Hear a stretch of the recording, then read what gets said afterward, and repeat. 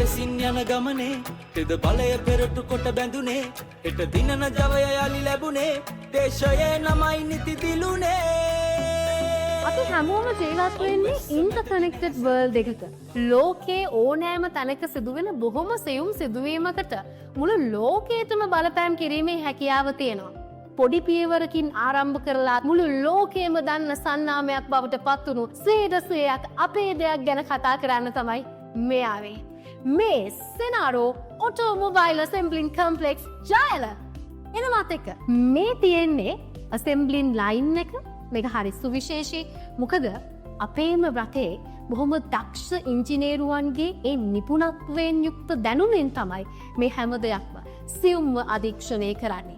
ලෝකයේ ගත්තහම bikes model විශාල ප්‍රමාණයක් තියෙනවා. ඒ අතරින් ඇක්සිඩන්ට් අඩුම බයික් කැටගරි එකේ නම්බර් 1 විදිහට තියෙන්නේ GN125 එක. දැන් ඇසෙම්බලින් ලයින් එකේ පළවෙනි ට්‍රැක් එක ළඟ තමයි ඉන්නේ. අපි ඉන්නේ. මෙතන අපි පළවෙනි අදියර ගත්තහම එන්ජින් එක සහ චැසිය මවුන්ට් කරන ස්ථානය. තව කාබියුලේටර් එක, රෙක්ටිෆයර් එක වගේ මේකට අදාළ ඉතුරු අයිටම්ස් ටික මෙතන ඇසෙම්බලින් වෙනවා. ට්‍රැක් 1 වලදී මොකද වෙන්නේ කියලා දැක්ක. දැන් ඔන්න ට්‍රැක් 2 වලට තමයි අපි ආවේ. මෙතෙන්ට ආපුහම අපි ෆ්‍රන්ට් ෆෝක් එක, ෆෝක් බූට් එක සහ කප් සෙට් එක ප්‍රධාන වශයෙන් මෙතන හයි කරනවා. මීට අමතරව හෙඩ්ලයිට්, බැකට්, සිග්නල් ලයිට්, හැන්ඩල් බාර් එක, මීටර් බෝඩ් එක වගේ කොටස් ටිකක් මෙතන එකලස් කරනවා ට්‍රැක් 2 එකේදී. අපි යනවා ට්‍රැක් 3 එකට. සිංගතින් වේදමිට්ටු පොලියෝ උන්නල් තීරා සක්ති කට්ටපට්ටද නාලයි සියයට 3ක ප්‍රතිශතයකින් නිර්මාණය වෙලා අවසන් වුණු JN125 බයික් එක ට්‍රැක් 3 එකට ඇවිල්ලා තියෙන්නේ. මෙතෙන්දී ඇත්තටම වෙන්නේ සයිලන්සර් එක, බ්‍රේක් පැඩල් එක, බ්‍රේක් ලීවර්, බ්‍රේක් ස්විච් අදාළ ඇක්සසරිස් ටික තමයි මෙතනදී ඇසෙම්බල් වෙන්නේ. දැන් බයික් එක ඇසෙම්බලින් කරනකොට අනිවාර්යයෙන්ම ආරක්ෂාව පිළිබඳව සැලකිලිමත් වෙන්නට ඕනේ.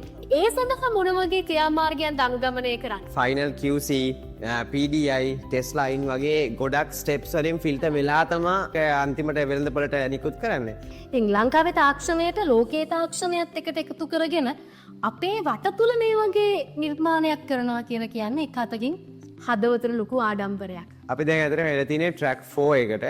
ට්‍රැක් 4 එකේදී පිටිපස්සේ චේන් ස්පොකට් එක, චේන් එක සහ හබ් එක පිටිපස්සේ රෝදය සමා මෙතන ක්‍රිටිකලි අයිටම්ස් විදියට තියෙන්නේ. ඊට අමතරව තව සබ් අයිටම් විදියට මඩ් ගාඩ් එක, ඉනර් ගාඩ් එක, රියර් කැරියර් එක සහ සිග්නල් ලයිට්ස් හයි වෙනවා.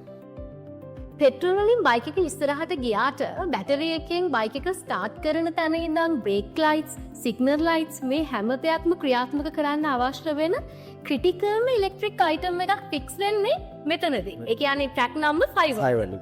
ට්‍රැක් නම්බර් 5 ද ඇත්තටම වාහනස් එක ෆික්ස් කරන වැඩේ තමයි කරන්නේ.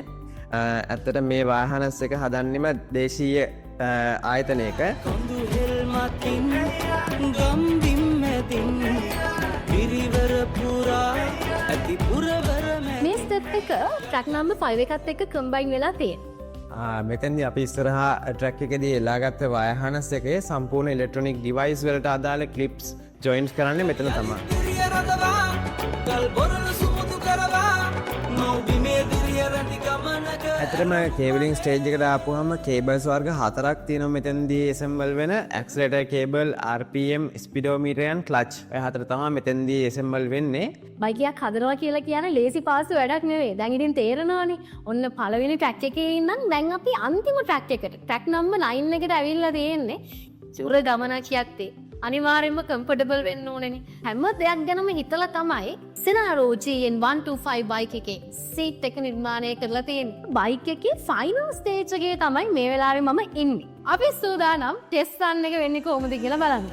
நாளை வெல்லும் மாற்றம் கிடைத்தது நிலத்தின் பெயர் நிர்ணயம் செய்யப்பட்டது දැන් මිස්ටර් මොහන් මේ තියෙන්නේ දේශීයව අගේ එකතු කරපු උපාංගනේ. අපේ රටේ හදන උපාංගනේ. මොනවද මේ තියෙන්නේ? මොන වගේ ආයතනද සෙනාරෝ ආයතනයත් එක්ක බොහොම ළඟින් කටයුතු කරන්නේ? 100%කට වැඩි අගේ එකතු කිරීමක් මේ දේශීය නිෂ්පාදන යොදාගෙන කරනවා. මේ ටයර් ලංකාව අපි හැමෝම දන්න DSI සමාගම. ඒ වගේම මේ සීට් එක, මේ ස්ටෑන්ඩ්, සයිඩ් ස්ටෑන්ඩ්, බයික් එකේ තියෙන මේන්ම දෙයක් තමයි වායහනස් එක කියන්නේ. මේකත් 100%ක්ම දේශීය ආයතනයක් මේ හැමදේම ඇත්තටම ගත්තොත් මෙතන ආයතන 6ක් 7ක් විතර අපිත් එක්ක අත්වල බැඳගෙන ඉන්නවා. විදේශීය වෙළඳපොළත් අතික්‍රමණය කරමින් අපනයනය කරන්නටත් සූදානම් වෙලා ඉන්නවා සෙනාරෝ GN125 මේ මෝටර් සයිකල්. ඇත්තටම දැන්ටමත් අපිට රටවල් කිහිපයකින්ම ගනුදෙනු කරගෙන යනවා මුල්ම මේ වසර අවසානයට පෙර ඇත්තටම පළවෙනි මෝටර් සයිකල් තොගය අපනයනය කරලා ලංකාවට විදේශ විනිමයත් ගේන ආයතනයක් බවට පත් වෙනවා. ISO 9001/2015 තත්ත්ව සහතිකය සිංගප්පූරුවේ පැවැත්වුණු කොමන්වෙල්ත් බිස්නස් එක්සලන්සි අවෝඩ් එක නැගී එන තරුණ ව්‍යවසායකයාට හිමි සම්මානය වගේම ලංකා බැංකුව විසින් ලබා දුන්නු විශේෂ ඇගයීම් සම්මාන ඇතුළු සම්මාන රැසක් මේ වන විටත් සෙනාරෝ ආයතනය ඔවුන් සතු කරගෙන ඉවරයි.